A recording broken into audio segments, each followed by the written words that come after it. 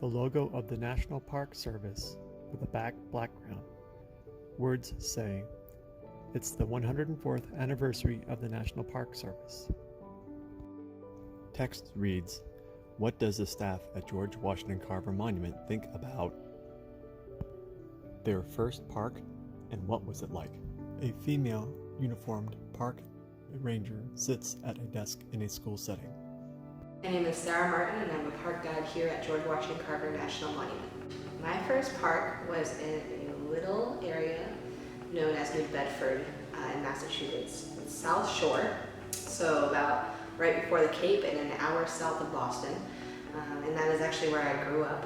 It's a urban area, and so I didn't even recognize that it was even there until I found out about it due to a teacher that I had in high school. And she was a seasonal ranger there, and that's how I got into the Park Service.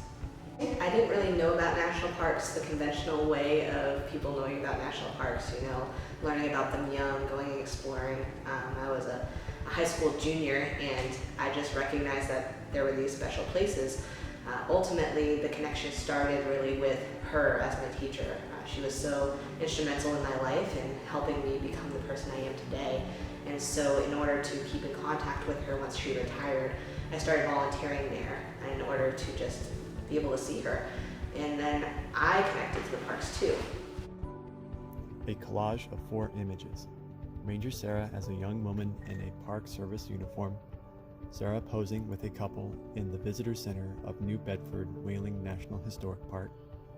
Sarah giving a guided tour to students in front of the Whaling Museum at New Bedford. Sarah helping students with an art project at New Bedford. And I recognized that there was a group of people there that supported me personally and wanted to see me thrive as a human. And it really made me passionate to know that these people cared so much about me, but also cared past themselves about something larger. And when I recognized that New Bedford wasn't just, this urban city, that it was so much more and it had so much rich history, it really made me fall in love with the city. A male uniformed park ranger sits in a laboratory.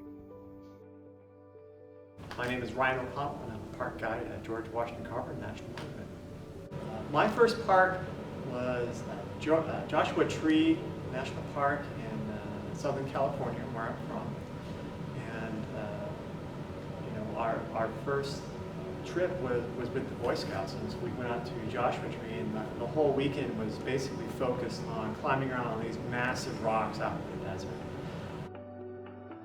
An image of the Skull Rock Formation at Joshua Tree National Park and the welcome sign to Joshua Tree National Park. And we always went in November when it was the best time to go. It wasn't too hot, it wasn't too cold. And it was just being in this place where we could be and just be boys and run around and climb up on stuff and experience things. And shortly after that, also with the Boy Scouts, we went to Death Valley. A young man in a Boy Scout uniform stands near a bridge above a dry pond in a desert setting. The same sort of thing, just going out and seeing these places, these wide open spaces that are iconic American places to be, and features that you read about in books like The Lowest Place on Earth. A young man in a Boy Scout uniform points to a sign that reads Badwater, elevation -282 feet. Within sight of Mount Whitney, the tallest place in the lower 48. So, I didn't realize that years later it would be a career. A different female uniformed park ranger sits at a desk in a school setting. My name is Valerie Golden. I'm a park guide at George Washington Carver National Monument. Well, I kind of come from a unique background because I grew up right outside of Gettysburg, actually. I spent a lot of my childhood in Gettysburg. And I think my family, when we were over the summers, we would go on family trips. And I think the one clearest memory, the earliest clearest memory I have, would probably be when I went to Yellowstone for the very first time. And that was pretty amazing because it was actually kind of cool because it was a dad was there, and then he wanted to bring us back, and it was a beautiful place. I loved it, and I had first time I ever saw a geyser, and it was a wonderful, wonderful experience. A male uniformed park ranger sits outside near a statue of George Washington Carver. I'm Jim Haney. I'm the park superintendent at George Washington Carver National Monument.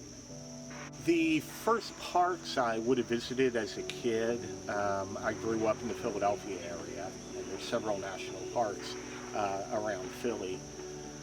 I visited Valley Forge, Gettysburg National Military Park, Independence, the Liberty Bell and Independence Hall. When I graduated college, I had a literature degree, and I had a hard time applying that to what I was going to do as a career. Fortunately, that summer I visited the Edgar Allan Poe House in Philadelphia, and I was really impressed by the park ranger there. I thought it was really cool, everything he was doing. He gave us a great tour of the house. He really connected with visitors. He spoke of Poe's very important influence on literature and art in general. So I thought to myself, this is what I'd like to do as a career, be a park ranger. So shortly after that, I applied for a job at Independence Park. A young man in a National Park Service uniform receiving an award in 2 photos in a blue frame that reads Independence National Historical Park. Some of those sites associated with the founding of the nation.